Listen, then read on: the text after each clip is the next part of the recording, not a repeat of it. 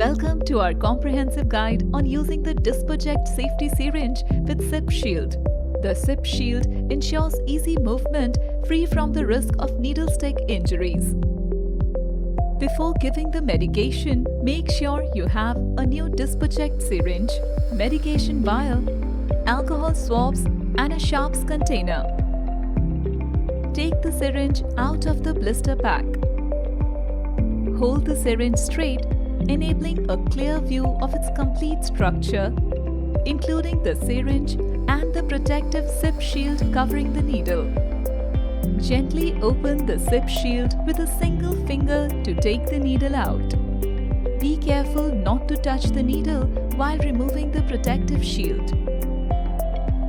Push the plunger before administering the medication. Insert the needle into the medication vial. Before filling the medicament, ensure the needle tip is submerged in the liquid, or else you will fill in the air. Pull back the plunger slowly to draw the necessary dose into the syringe. After withdrawing the medication, pull the needle out of the vial and tap the syringe to remove any air bubbles and adjust the dose accordingly. Locate the injection site on the patient's body. Cleanse it with an alcohol swab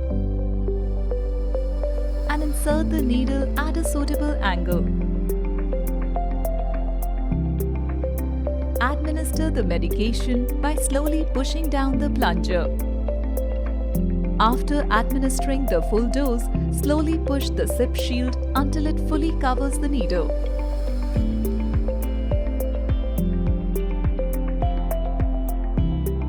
Withdraw the needle and put a swab on the injection site.